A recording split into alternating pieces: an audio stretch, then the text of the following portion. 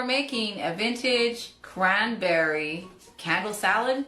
Has mayonnaise in it. Has cranberries, just in time for the holidays. Let's see if this is good. We're gonna do some cranberry sauce, whole berry. They want you to heat it up and then we're gonna strain it. Press out the juice, press out the juice. Woo-hoo! There we go. So I got strawberry jello. And now we're gonna put our hot water, boiling water in there. We're gonna put our lime juice. Our lemon juice. Why do I say lime instead of lemon? I don't know why I do that. We don't want seeds in our jello. That would be a nice jello surprise, right?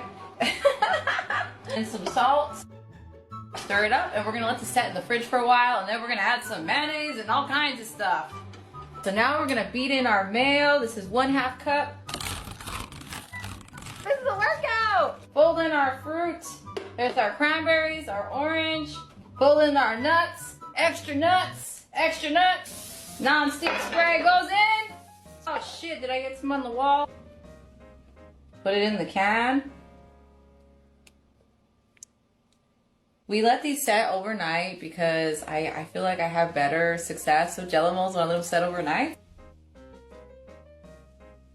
Whoa, it came out! Wobble baby wobble, wobble baby wobble. Woo! Yes! You ready to, let's add a candle.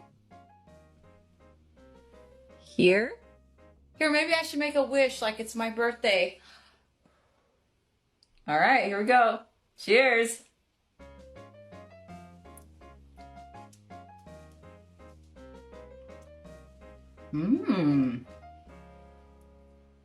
That's actually really good. I'm actually shocked how good this is. And if you want to see more vintage recipes, be sure to hit the like button and follow for more. Thanks for watching.